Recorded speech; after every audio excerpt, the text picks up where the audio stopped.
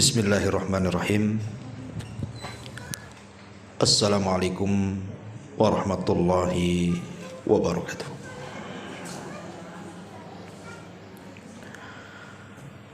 Alhamdulillahilladzi hadana wa kafana waj'alana minal muslimin.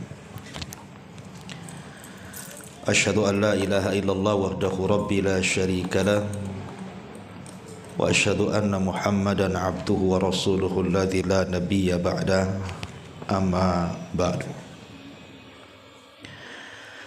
Alhamdulillah, segala puja dan puji hanya milik Allah Subhanahu wa taala. Salawat dan juga salam tak henti-hentinya kita curahkan kepada baginda alam Nabi besar Muhammad sallallahu alaihi wasallam. Pembahasan di pagi hari ini kita akan membahas amalan-amalan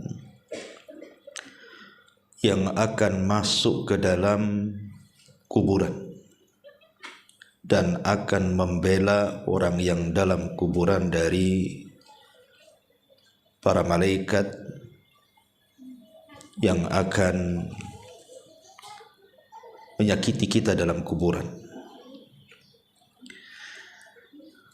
Ma'asyiral muslimat yang dimuliakan Allah Azza wa Jalla, tentu juga masih ada kaitan dengan tazkiyatun nafas. Sebelum saya bahas apa saja amalan-amalan itu, baik kita akan baca riwayatnya baru kita jelaskan. Disebutkan dari hadis Abi Hurairah radhiyallahu anhu. Hadis ini disahihkan oleh Al-Imam Al-Hakim berdasarkan syarat Muslim dan disepakati oleh Al-Imam Az-Zahabi. Tetapi sekelompok para ulama mengatakan bahwa isnadnya atau sanadnya tidak sampai sahih, tetapi derajatnya sampai kepada hasan, sebagaimana dijelaskan dalam kitab Majma' Az-Zawaid karya Al-Imam Al-Haythami, dan juga dicantumkan oleh Syekh Nasiruddin Al-Albani dalam kitabnya Sahihut Targhib dan juga Tarhib. Dari Abu Hurairah radhiyallahu an, Nabi sallallahu alaihi wasallam bersabda, innal mayyita idza wudi'a fi qabrihi innahu yasma'u hafqa ni'alihim hatta yuwalluna anhu. Sesungguhnya si mayat ketika diletakkan di kuburnya, maka ia mendengar suara sandal orang-orang yang mengantarkannya sampai mereka kembali pulang. Fa in kana mu'minan, kalau si mayat itu seorang mukmin, kanatis salatu inda ra'sihi, maka salat akan berada di sisi kepalanya. Wa kana siyamu an yaminihi, dan puasa ada di sebelah kanannya. Wa kanatiz zakatu an shimalihi, dan zakat di sisi kirinya. Wa kana fi'lul khairat min sadaqati wassilati wal ma'rufi wal ihsani ilan nas inda rijlaihi. Adapun perbuatan-perbuatan baik yang lainnya seperti sedekah, silaturrahim, perbuatan ma'ruf dan kebaikan kepada manusia lain, maka akan berada di sisi kakinya. Fayu'ta min kibali ra'sihi, lalu malaikat akan mendatangi dari arah kepalanya. Fataqulus salatu, maka salat akan berkata, ma kibali madkhalun.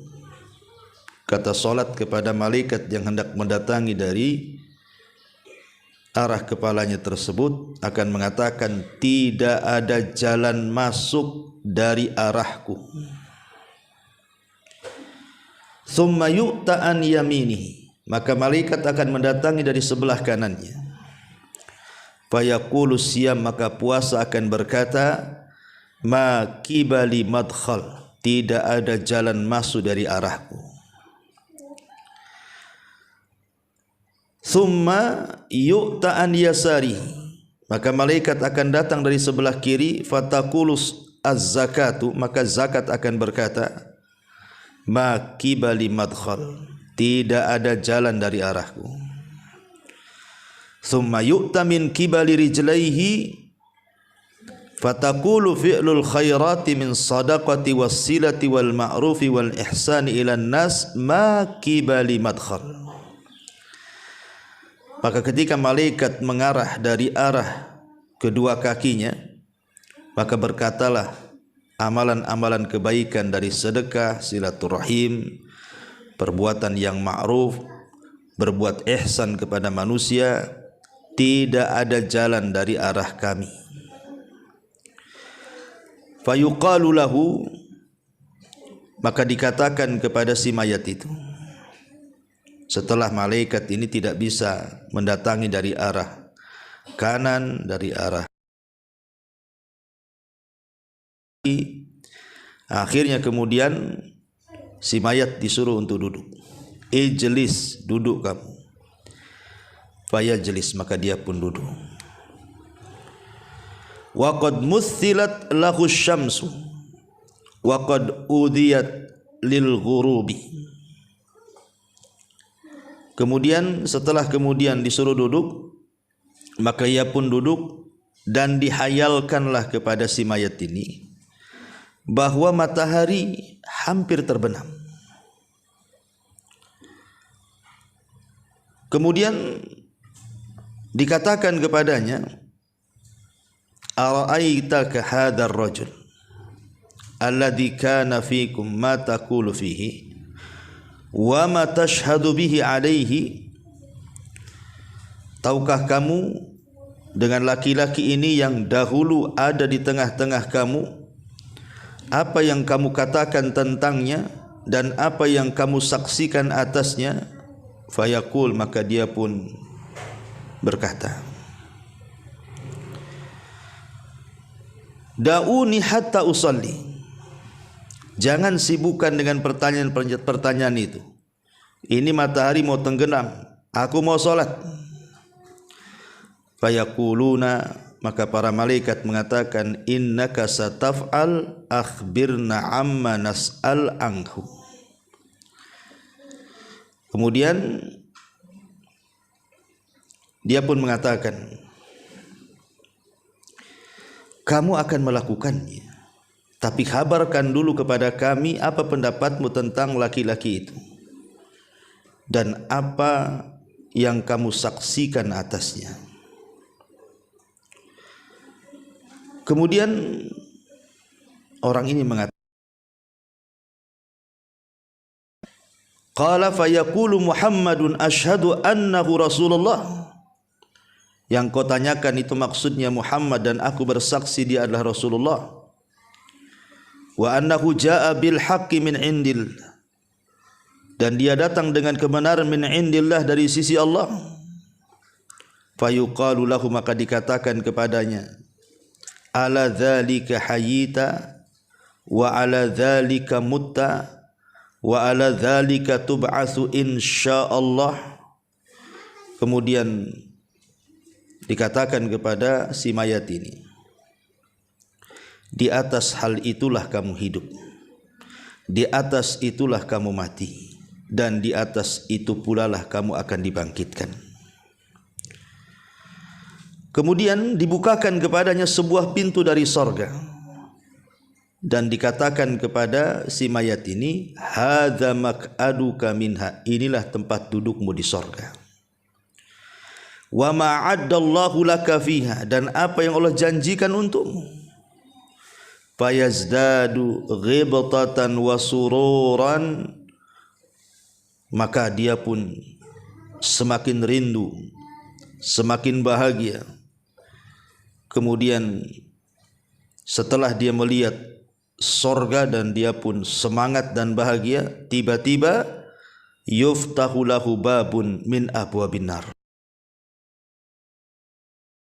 Padanya pintu neraka. Setelah dibukakan pintu sorga dia senang, tiba-tiba pintu neraka pula dibuka sama dia.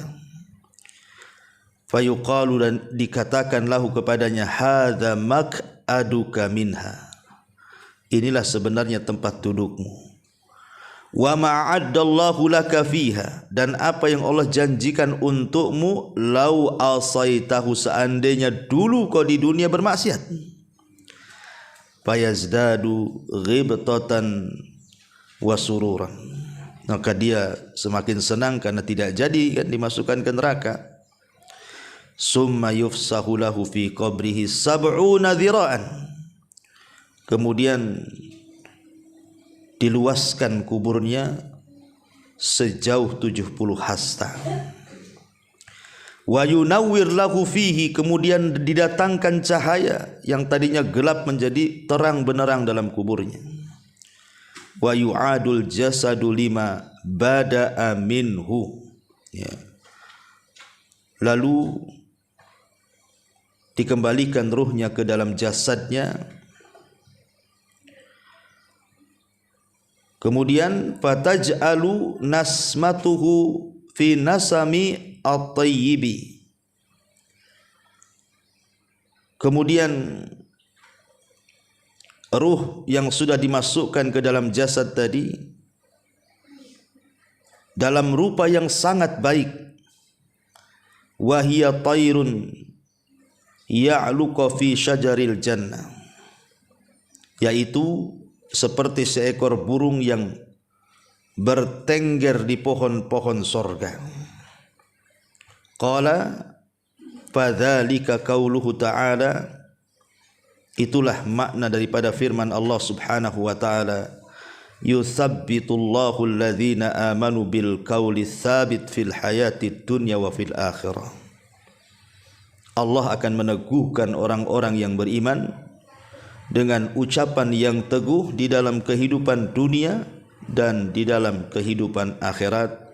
Surat Ibrahim ayat 27. Inilah teks hadis yang kita akan bahas di pagi hari ini. Ma'asyiral muslimat yang dimuliakan Allah Subhanahu wa taala, lihat kisah tadi, bagaimana orang-orang yang beriman yang ketika di dunia banyak mengamalkan amal saleh. Dari amal-amal yang disebutkan dalam hadis ini, amal-amal itu akan masuk ke dalam kubur dan akan membelanya. Kita urut dari berdasarkan riwayat ini. Pertama, salat. Salat inilah yang akan membela kita di kubur kita. Maka jangan pernah meninggalkan salat. Kenapa kemudian permasalahan kubur itu harus seorang muslim itu lebih memperhatikan dengan sangat dalam? Karena Utsman bin Affan radhiyallahu anhu apabila diingatkan soal kubur itu langsung menangis, Bu. Beda kalau diingatkan dengan akhirat padahal ada neraka di situ. Tapi Utsman biasa-biasa saja. Sehingga dikatakan kepada Utsman bin Affan radhiyallahu anhu, kenapa engkau apabila mendengar kisah-kisah tentang kuburan kau menangis? Tapi kalau diceritakan tentang akhirat kamu biasa-biasa saja. Maka Utsman bin Affan radhiyallahu anhu mengatakan, celaka kalian. Bukankah kubur itu raudun min riyadil jannah au hufratun min hufarin nar? Bukankah kuburan itu bisa jadi taman yang menuju ke taman-taman sorga, atau boleh jadi dia adalah sebuah gua yang menakutkan yang akan menembus neraka? Itulah aku menangis. Makanya dari sini salah satu amalan yang sangat luar biasa bisa menyelamatkan kita di kuburan itu adalah solat, karena solat akan masuk ke dalam kuburan kita dan dia akan menjaga kepala kita. Jelas-jelas dia membela ketika malaikat akan datang kepada kita. Dia pun membela kepala kita dan mengatakan, tidak ada jalan untukmu ke sini. Subhanallah, dari sini solat itu penyelamat. Kemudian yang kedua, solat itu adalah ibadah yang paling efektif untuk menggempur dosa. Dalam sebuah hadis Nabi SAW mengatakan, "Ara'aitum law anna nahran bi babi ahadikum yagtasilu minhu kulla yawmin 5 marrat hal yabqa min daranihi syai'un?" Qalu la yabqa min daranihi syai'un.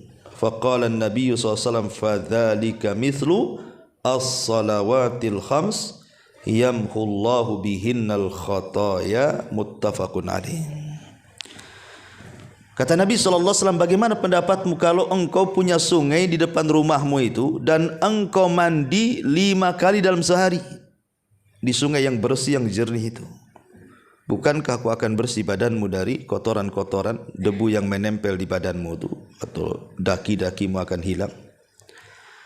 Maka sahabat, tentu Rasul, kalau orang mandi 5 kali, ya habislah daki di badan itu. Kata Nabi SAW, itulah solat 5 waktu. Sama dengan kita membersihkan di sungai sehari 5 kali. Lihat bagaimana keutamaan solat. Pertama, menyelamatkan dan membela kita di kuburan. Yang kedua, sebab terbesar dosa kita akan diampuni. Bahkan yang lebih hebat dibandingkan itu, Bu, solat itu penyebab terbesar kita akan mendapatkan nikmat di akhirat melebihi nikmat sorga itu sendiri. Sorga itu sudah nikmat, tapi ada yang lebih nikmat dibandingkan kenikmatan sorga. Apa itu? Ru'yatullahi azza wa jal. Kita akan melihat Allah. Maka siapa yang banyak solat, maka dia akan banyak melihat Allah. Terutama solat subuh dan solat asar, kalau kita senantiasa menjaganya. Dan itu berdasarkan hadis. Nabi SAW mengatakan dalam hadis yang dikeluarkan Bukhari Muslim dari Jarir ibn Abdullah al-Bajali, dia mengatakan, "Kunna julusan inda Rasulillah SAW." Kami lo duduk-duduk di sisi Nabi. "Idh nadhara ilal qamari lailatal badri." Ketika itu Nabi melihat bulan yang sedang terang-terangnya karena waktu itu sedang purnama. Faqala, maka Rasul mengatakan, "Amma innakum satarawna rabbakum kama tarawna hadzal qamar la tudhammuna fi ru'yatihi fa in istata'tum alla tughlabu ala salati qabla tulu'i syamsi wa qabla ghurubiha faf'alu." Adapun kalian akan melihat Rabb kalian, kata Rasul, seperti melihat bulan purnama malam ini. Engkau lihat bulan purnama itu, maka sahabat melihat bulan purnama. Lah seperti itu engkau melihat Allah, tidak berdesak-desakan sedikit pun. Maka kalau kalian ingin melihat Allah dan kalian bisa, maka lakukan. Syaratnya apa? Kalau kalian mampu untuk tidak terkalahkan dengan sebuah solat sebelum terbit matahari, maksudnya solat fajar, wa qabla ghurubiha, dan solat subuh, maka kata Rasul sallallahu alaihi wasallam, faf'alu, lakukan. Dari sini istinbat para ulama bahwa solat itu adalah sebab terbesar kita mendapatkan nikmat ru'yatullah, melihat Allah. Dan itu juga berdasarkan Al-Quran surah Al-Qiyamah dari ayat 22 sampai ayat 32. Wujuhu yawma idzin nadhirah ila rabbiha nadhirah wa wujuhu yawma idzin basirah tadunnu alla yaf'ala biha faqirah. Kalla idza balagatit taraqi wa qila man raq wa dhanna annahu al-firaq wal taffatis saqu bis-saq ila rabbika yawma idzinil masaq fala saddaqa wala shalla walakin kadzdzaba wa tawalla. Wajah-wajah orang yang beriman pada hari itu berseri-seri, kepada Tuhannya lah mereka melihat, dan wajah-wajah orang kafir pada hari itu muram. Mereka yakin bahwa akan ditimpakan kepadanya malapetaka yang dahsyat. Sekali-kali jangan apabila napas seseorang telah mendesak sampai ke kerongkongan, lalu dikatakan kepadanya, siapakah yang dapat menyembuhkanmu? Dan dia yakin bahwa sesungguhnya itulah waktu perpisahan dengan dunia, dan bertautlah betis kiri dan betis kanan. Kemudian Tuhanmu lah pada hari itu kamu dihalau, karena ia tidak mau membenarkan Rasul dan juga Al-Quran, dan tidak mau mengerjakan solat, tetapi ia mendustakan Rasul dan berpaling dari kebenaran. Nah, di sini di ujung ayat, ketika orang-orang kafir mereka dihalangi dari melihat Allah karena mereka tidak salat, menunjukkan bahwa kalau seandainya dia masuk Islam dan dia salat, maka tidak ada terhalangi antara dia dengan wajah Allah subhanahu wa ta'ala. Ini cukup 3 perkara ini saja. Ini sudah rahasia di balik salat luar biasa, Bu. Pertama, salat itu penyelamat kita di kuburan. Yang kedua, salat itu penggugur dosa terbesar. Dan yang ketiga, salat itu sebab terbesar kita melihat wajah Allah subhanahu wa ta'ala. Ini yang pertama. Yang kedua, sedekah. Sedekah, dan di sini juga disebut zakat dulu, kemudian sedekah. Apa sih bedanya zakat dengan sedekah nih, Bu? Ya. Ma'asyiral muslimat yang dimuliakan Allah subhanahu wa ta'ala, tentu ada perbedaan antara zakat dengan sedekah, Bu. Ya, walaupun terkadang dalam Al-Quran itu mengistilahkan zakat dengan sedekah, seperti disebutkan dalam surah Taubah itu kan, Bu, di mana Allah subhanahu wa ta'ala mengatakan dalam ayat ke-60, innamas shadaqatu lil fuqara, dan seterusnya. Jadi Allah membahasakan zakat itu dengan sedekah. Tetapi sebenarnya ada perbedaan antara zakat, sedekah, dan juga infak. Ya, apa bedanya dari 3 kata yang sering kita dengar itu? Kita akan membahas apa perbedaan zakat dengan sedekah dulu. Zakat itu, Bu, itu diwajibkan Islam dengan benda-benda tertentu seperti emas, perak, pertanian, perdagangan, hewan ternak. Nah, itu khusus, itu berkaitan dengan itu zakat itu. Tapi kalau sedekah tidak mesti, ya, tidak mesti dengan yang sudah ditetapkan. Umpamanya kalau zakat ternak, ada unta, ada sapi, ada kambing. Kalau sedekah tidak perlu, boleh juga pakai ayam, kan gitu ya. Mentok, bebek, terserah. Ya, lebih umum sedekah itu. Kemudian kalau zakat itu kan ditentukan tuh haul dan nisabnya, Bu. Harus setahun.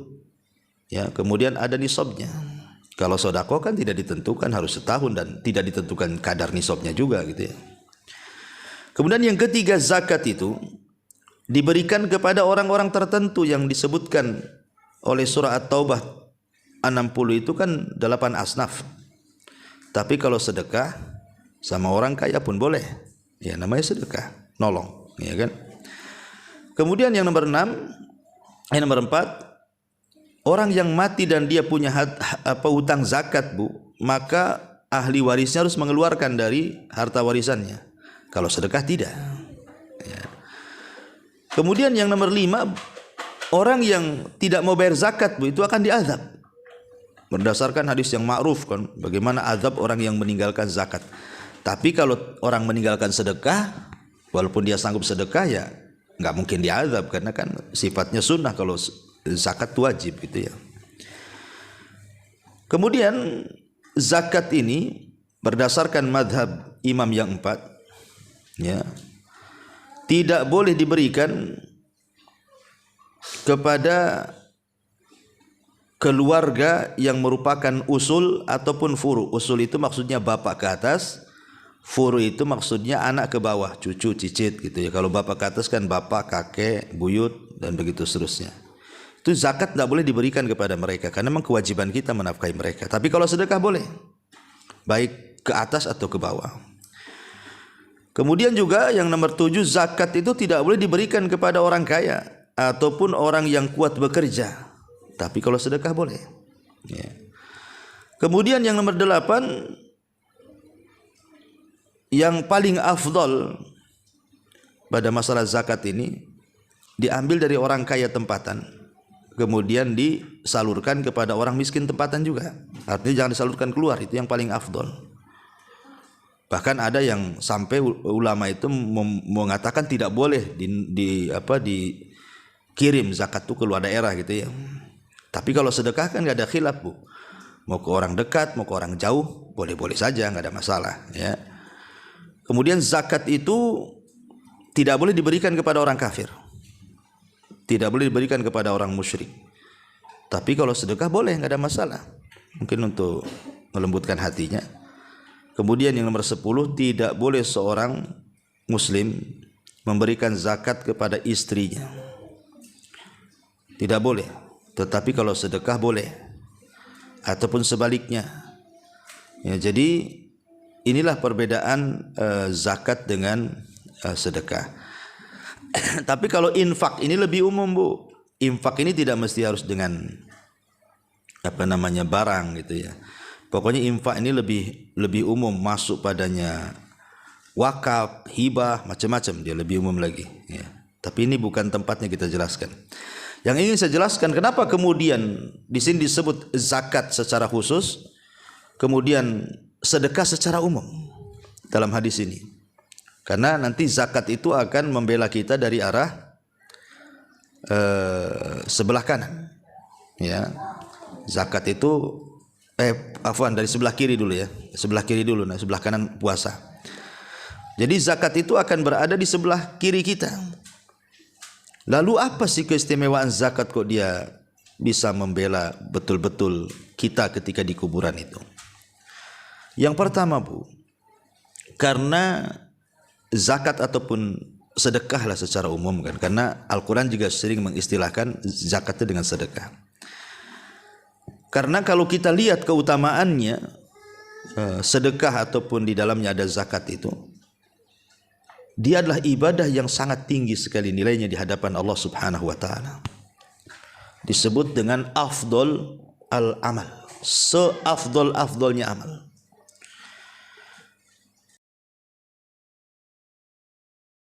Maka Rasul mengatakan idkhal as-surur 'alal mu'min, memasukkan kebahagiaan kepada hati seorang mukmin.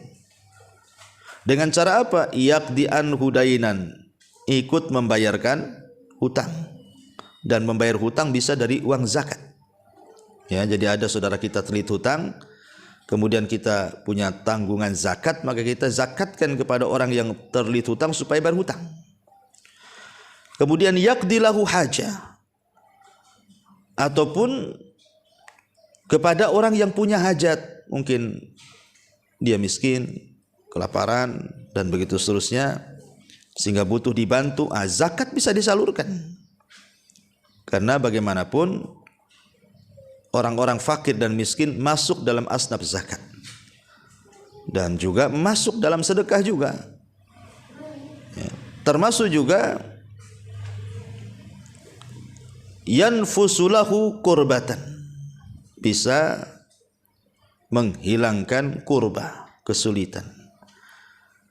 Intinya bahwa sedekah dan zakat ini seafdal-afdal amal. Yang kedua, bisa menghindarkan mara bahaya. Kata Nabi SAW, sana'iul ma'ruf taqi masari as-su wal afat wal muhlikat. Jadi perbuatan-perbuatan bisa memalingkan kita dari perbuatan buruk atau kejadian buruk atau peristiwa yang akan menghancurkan, peristiwa yang akan mencelakakan. Kita bisa dihindar dari bala dan bencana gara-gara sedekah. Kenapa?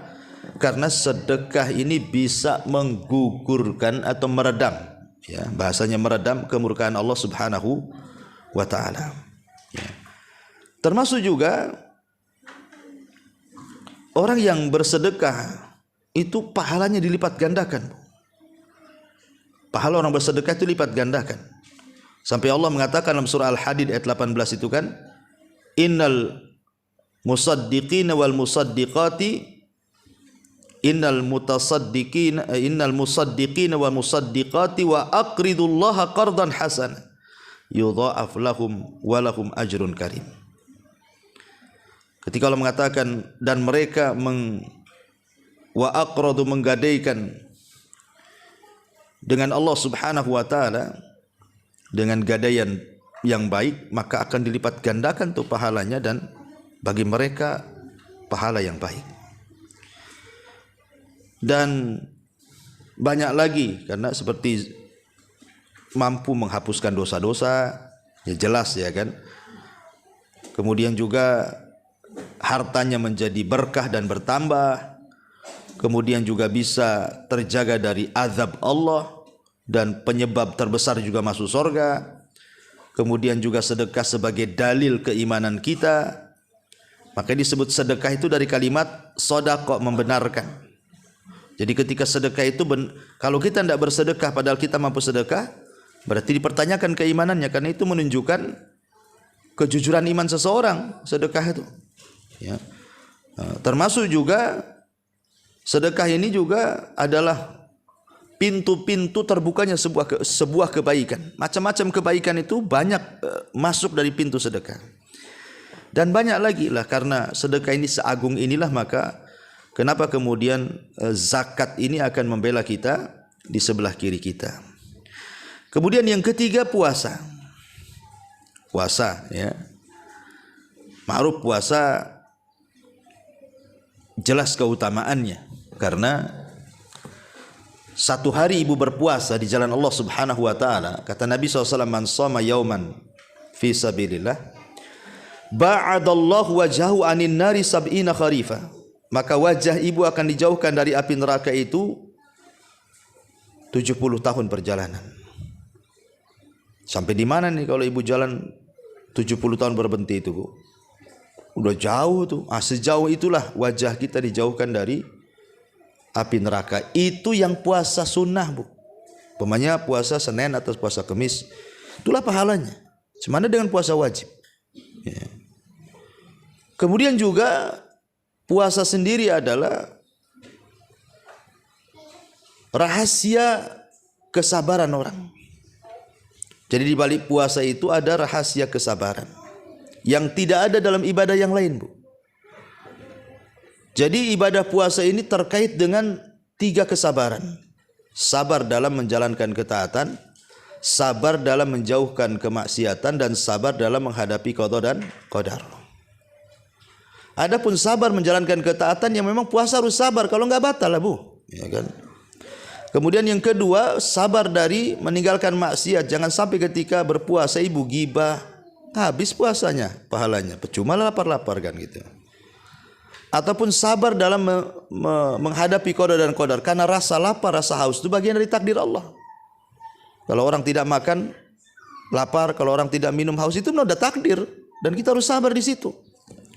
Makanya ketika puasa mencakup 3 perkara ini, bahwa kandungan puasa ini luar biasa, karena dia adalah aplikasi atau perwujudan dari rasa sabar itu sendiri.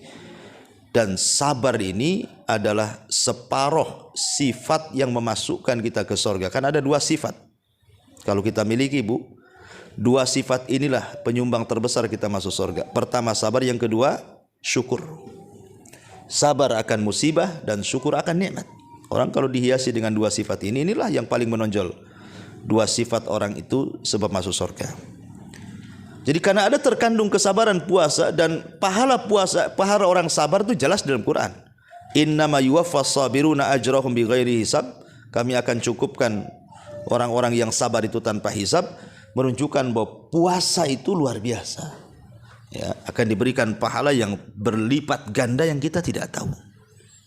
Apalagi satu-satunya ibadah yang mendekati keikhlasan itu adalah puasa. Kenapa saya katakan mendekati keikhlasan dibandingkan ibadah yang lain? Karena puasa nggak nampak, Bu. Kalau sholat nampak lah ibu takbiratul ihram sampai salam. Kalau sedekah ibu nampak jinjing uang, atau mungkin kalau zakat fitrah nenteng beras. Kalau haji nampak ada manasiknya. Ya. Jadi semua ibadah, baca Quran nampak, semua nampak. Tapi kalau puasa nggak nampak, Bu. Umpamanya sekarang hari Kamis umpamanya. Mungkin di antara ibu ada yang puasa, ada yang tidak. Mana ibu tahu di samping ibu puasa? Tahu Ustaz, gimana caranya? Ini kami edarkan aqua gelas, tak diminum sama dia tuh. Jangan-jangan dia puasa tuh. Belum tentu. Jangan-jangan dia memang lagi nggak mood minum kan gitu ya.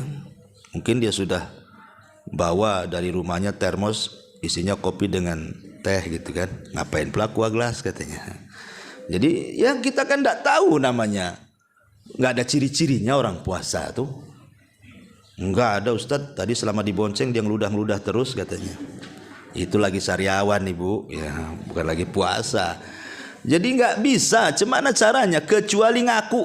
Orang puasa itu ngaku baru dia tahu kita puasa. Minumlah, Afan lagi puasa. Itu kita baru tahu kalau dia ngomong begitu. Tapi kalau dia nggak ngomong mana tahu dia puasa. Makanya saya katakan puasa itu ibadah yang dekat dengan keikhlasan.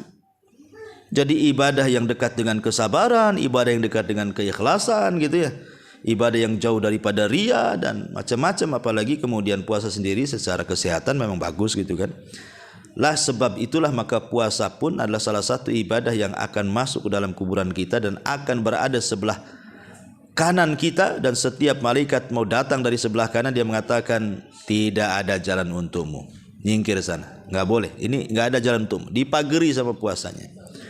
Jadi dari atas dipagari oleh solat, kemudian sebelah kanan oleh puasa, sebelah kiri pula oleh zakat.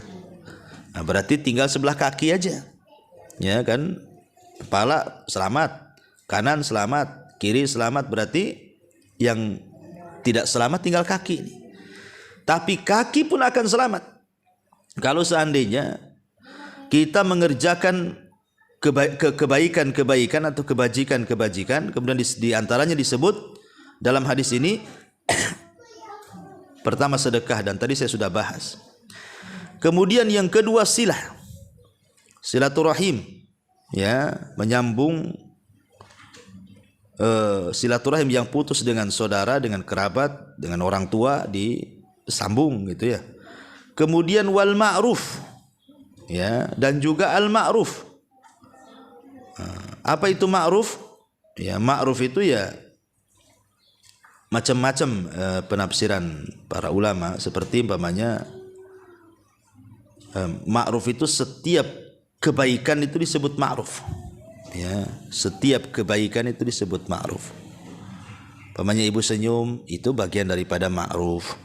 Ibu nolong orang itu bagian ma'ruf gitu ya. Pokoknya hal-hal yang dipandang baik itu disebut ma'ruf. Kemudian juga al-ihsan ilal ghair, berbuat baik kepada orang lain. Al-ihsan dikatakan oleh Imam At-Tabari artinya antakuna sariratuhu ahsan min alaniyatihi. Jadi yang dimaksud ihsan itu yang tersembunyi itu harus lebih baik dibandingkan yang nampak. Yang tersembunyi di hati itu lebih baik dibandingkan yang tampak. Tapi kan kita malah terbalik, yang tampak lebih baik. Makanya sering saya nasihatkan, Bu. Kadang-kadang ada orang yang mungkin dapat hidayah baru masuk gitu kan. Kemudian dia mulai ngaji, dengar YouTube, mulai pakaiannya baguslah, nutup aurat, ya, pakaiannya besar-besar, pakai niko, pakai jilbab, pakai kaos kaki kan gitu. Jangan sampai hijrah itu hanya sekedar hijrah pakaian. Itu yang banyak di masyarakat nih. Hijrah itu cuma pakaiannya saja. Jadi yang ketika dia hijrah itu yang dipikirkan itu pakaian aja. Ya, setiap pegang handphone Bu, masuk ke Tokopedia tuh Bu, itu yang klik di pertama cadar, keluar macam-macam cadar, pakaian syar'i, keluar macam-macam, itu aja ditengok tuh. Kemudian pikir nih, gimana belinya, di mana, gimana cara dapat duitnya, harus dikumpulkan nih setahun baru bisa nih. Nah, jadi atau kalau keluar itu dandan di kaca itu sampai mau pecah kacanya Bu. Jadi mungkin saking lamanya gitu ya. Itu kan takut mereng, takut ada binti, takut apa. Apa yang mau dilihatkan ibu aja pakai cadar kan gitu. Nah, ibu mau lihatkan pakaian kan berarti di situ. Lah jangan sampai hijrah itu hanya di pakaian, jangan sampai itu enggak ihsan namanya. Karena ihsan itu disebut oleh Imam Tabari yang di dalam itu harus lebih baik dibandingkan yang di luar. Ya, karena banyak gitu ya, kok udah ngaji masih gibahnya lebih dahsyat dibandingkan ketika masih belum ngaji. Kenapa saya katakan lebih dahsyat? Karena kalau belum ngaji mungkin belum tahu ilmunya Bu, belum tahu dosanya. Yang gibah aja dia kerjanya. Ini udah ngaji, udah tahu dosanya. Ustaz-ustaz pun udah sering, udah bolak-balik nasihati dari macam-macam ustaz, tetap aja gibah. Gibahnya beda. Ya, kalau di masyarakat ya gibahnya ya umum lah. Biasanya gibah tetangga kalau baru beli motor, beli mobil, bisa bangun rumah, ada tamu. Itu mulai itu digibahi mereka itu. Tapi kalau udah ngaji, ya itu juga bagian gibah, tapi biasanya gibahnya lain. Ya gibahnya agak syar'i lah. Nggak ada gibah syar'i itu ya. Ya gibah ya dosa lah. Nah, cuman yang digibah ya sesama umahat yang sudah ngaji, sampai ke ustadznya digibahi kan itu ya. Jadi kena semua. Gibah masalah dilarang, jangan ngaji ke sana. Itu saya dengar Ustadz Anu itu gini, ustadznya yang kena. Ya, itu kan gibah Bu. Nah, jadi beda hukum itu, lebih parah lagi orang ngaji gibahnya. Karena dia tahu hukum masalahnya. Jadi saya nasihatkan kalau bisa hijrah ya hijrah. Mendingan hijrah hatinya daripada pakaiannya. Daripada hijrah pakaian hatinya tak pula tak hijrah masih kotor, masih penuh hasad, dengki dan begitu seterusnya. Karena itu belum sampai ke taraf ihsan namanya. Lah ihsan juga disebutkan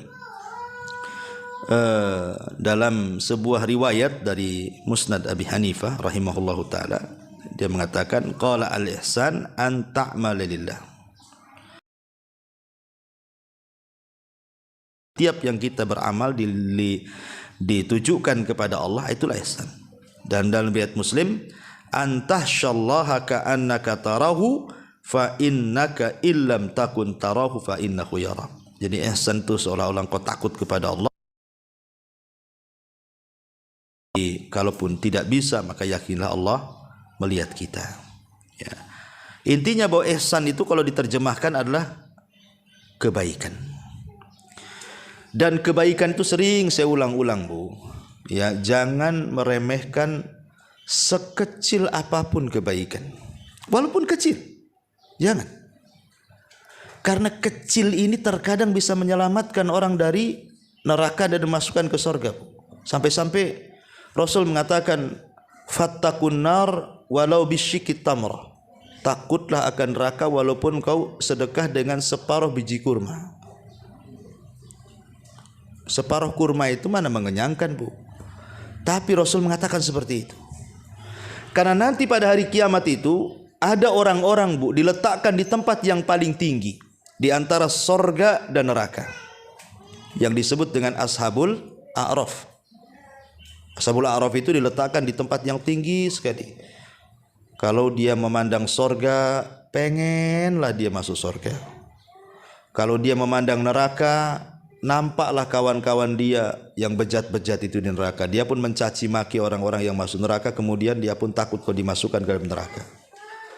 Kenapa coba Ashabul A'raf itu kok diletakkan di tengah-tengah gitu? Padahal kebaikannya banyak, Bu. Harusnya kan dia masuk surga. Rupanya yang menghalangi dia masuk surga karena kejahatannya sama dengan kebaikannya.